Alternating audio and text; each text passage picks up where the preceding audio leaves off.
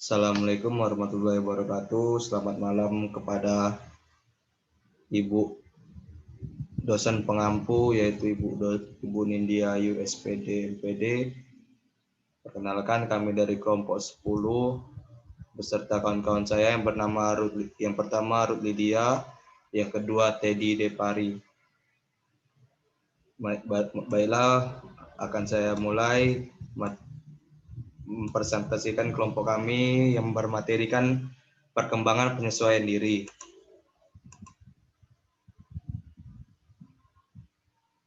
Penyesuaian diri adalah usaha manusia untuk mencapai harmoni pada diri sendiri dan lingkungannya. Penyesuaian diri dalam bahasa aslinya dikenal dengan istilah adjustment atau personal adjustment. Membahas tentang penyesuaian diri, menurut Schneider dalam ALI 2006, dapat ditinjau dari 3 sudut pandang, yaitu yang pertama, penyesuaian diri sebagai adaptasi. Berdasarkan latar belakang perkembangannya, penyesuaian diri diartikan sama dengan adaptasi. Padahal, adaptasi ini umumnya lebih mengarah pada penyesuaian diri dalam arti fisik, fisiologis, atau biologis. Maka, penyesuaian diri ini cenderung diartikan sebagai usaha mempertahankan diri secara fisik. Oleh sebab itu, jika penyesuaian diri hanya diartikan sama dengan usaha mempertahankan diri, maka hanya selaras dengan keadaan fisik saja, bukan penyesuaian dalam arti psikologis. Artinya, dalam kompleksitas kepribadian individu serta adanya hubungan kepribadian individu dengan lingkungan menjadi terabaikan. Padahal dalam penyesuaian diri sesungguhnya tidak sekedar penyesuaian fisik, melainkan yang lebih kompleks dan lebih penting lagi adalah adanya keunikan dan perbedaan kepribadian individu dalam hubungannya dengan lingkungan. Yang kedua, penyesuaian diri sebagai bentuk konformitas. Penyesuaian diri sebagai usaha konformitas mengisyaratkan bahwa usaha individu seakan-akan mendapatkan tekanan kuat untuk selalu mampu menghindar diri dari penyimpangan perilaku baik secara moral, sosial, maupun emosional. Individu selalu diarahkan kepada tuntutan konformitas dan terancam tertolak dirinya ketika perilakunya tidak sesuai dengan norma-norma yang berlaku. Yang ketiga, penyesuaian diri sebagai penguasaan. Penyesuaian diri sebagai usaha penguasaan yaitu kemampuan untuk merencanakan dan mengorganisasikan respon dalam cara-cara tertentu sehingga konflik-konflik, kesulitan, frustasi tidak terjadi. Dengan kata lain, penyesuaian diri diartikan sebagai kemampuan penguasaan dalam mengembangkan diri sehingga dorongan emosi dan kebiasaan menjadi terkendali dan terarah. Hal ini juga berarti penguasaan dalam diri memiliki kekuatan terhadap lingkungan, yaitu kemampuan menyesuaikan diri dengan realitas berdasarkan cara-cara yang baik, akurat, sehat, dan mampu bekerja sama dengan orang lain secara efektif dan efisien, serta mampu memanipulasi lingkungan sehingga penyesuaian diri dapat berlangsung dengan baik. Berdasarkan 3 sudut pandang di atas, maka Schneider dalam Ali dan Asrori 2006 memberikan pengertian penyesuaian diri, yaitu suatu proses yang melibatkan respon-respon mental dan tingkah laku, di mana individu berusaha menanggulangi kebutuhan-kebutuhan dalam diri, tekanan, frustasi, dan konflik, serta mempengaruhi tingkat keselarasan antara tuntutan dalam diri individu dengan tuntutan-tuntutan tugas dari dunia luar atau lingkungan di mana individu berada. Selanjutnya akan disampaikan oleh rekan saya yang bernama Ruth. Kepada saudari Ruth, silakan dimulai. Baiklah, terima kasih kepada saudara Rifki. Di sini saya akan melanjutkan penjelasan slide berikutnya, yaitu aspek-aspek penyesuaian diri. Menurut Enung dalam Noviana 2010, aspek-aspek penyesuaian diri antara lain yaitu penyesuaian pribadi, kemampuan individu untuk menerima dirinya sendiri sehingga tercapai hubungan yang harmonis antara dirinya dengan lingkungan sekitarnya. Kemudian penyesuaian sosial. Menurut penyesuaian sosial ini mencakup hubungan dengan masyarakat di sekitar tempat tinggalnya, keluarga, sekolah, teman atau masyarakat luas secara umum. Slide berikutnya.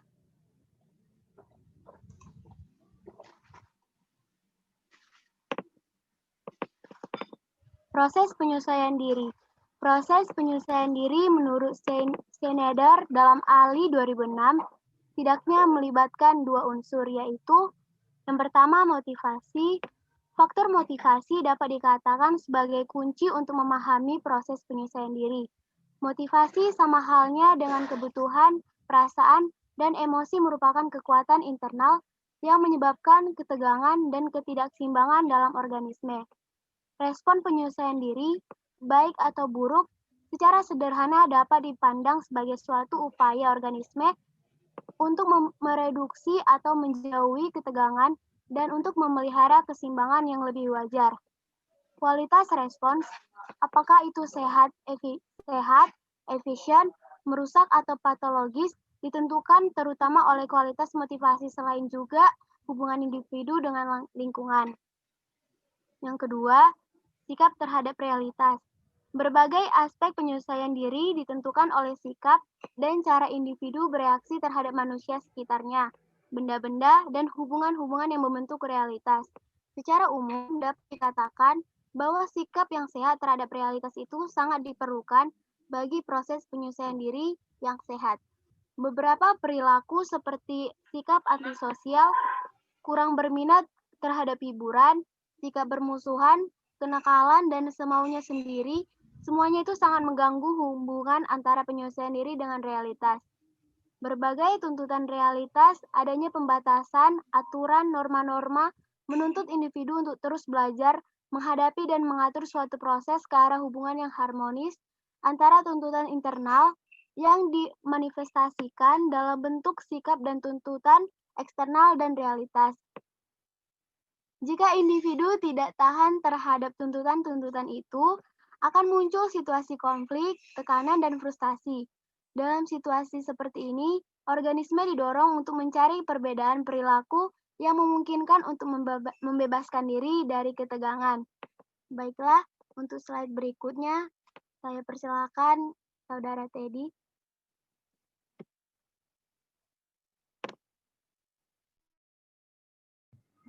Pola dasar penyesuaian diri. Pola dasar penyesuaian diri ini berhubungan dengan bagaimana cara individu untuk mengatasi berbagai ketegangan ataupun frustasi yang dialaminya karena adanya suatu kebutuhan yang tidak terpenuhi. Sesuai dengan konsep dan prinsip-prinsip penyesuaian diri yang diajukan kepada diri sendiri, orang lain, maupun lingkungannya, maka proses penyesuaian diri menurut Sunarto sebagai berikut. 1. Mula-mula individu di satu sisi memiliki dorongan, keinginan untuk memperoleh makna dan eksistensi dalam kehidupannya, dan di sisi lain mendapat peluang atau tuntutan dari luar dirinya sendiri. 2. Kemampuan menerima dan menilai kenyataan lingkungan di luar dirinya secara objektif sesuai dengan pertimbangan-pertimbangan rasional dan perasaan. 3. Kemampuan bertindak sesuai dengan potensi kemampuan yang ada pada dirinya dan kenyataan objektif di luar dirinya. Yang keempat, kemampuan bertindak secara dinamis, luas, dan tidak kaku sehingga menimbulkan rasa aman, tidak dihantui oleh kecemasan atau ketakutan.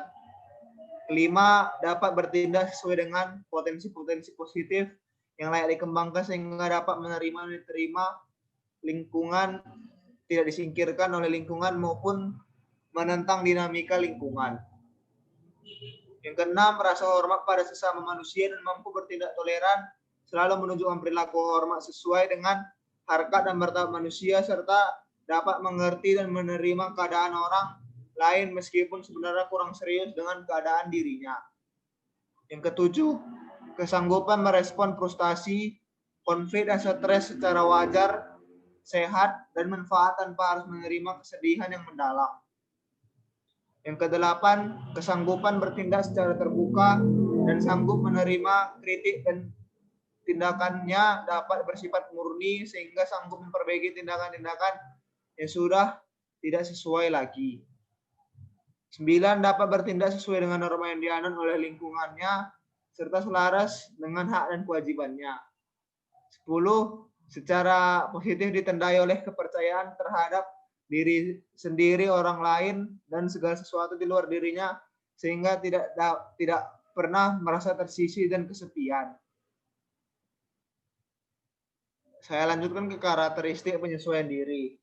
Menurut Enung, karakteristik penyesuaian diri antara lain tidak menunjukkan adanya ketegangan emosional yang berlebihan, mampu mengontrol emosi dan memiliki kesabaran dalam menghadapi berbagai kejadian dalam hidup, tidak menunjukkan adanya mekanisme pertahanan diri yang salah, mempunyai mekanisme pertahanan diri yang positif sehingga masalah yang dihadapi terasa ringan, tidak menunjukkan adanya frustasi pribadi, tidak mengalami frustasi dan gejala-gejala kelainan jiwa, memiliki pertimbangan yang rasional, langkah apapun yang ingin ditempuh selalu berdasarkan pemikiran yang rasional, mampu belajar dari pengalaman hidup dapat menempa mentalnya menjadi lebih kuat dan tahan banting, bersifat realistik dan objektif, melihat berbagai kejadian atau masalah didasarkan pada realita dan pemikiran objektif.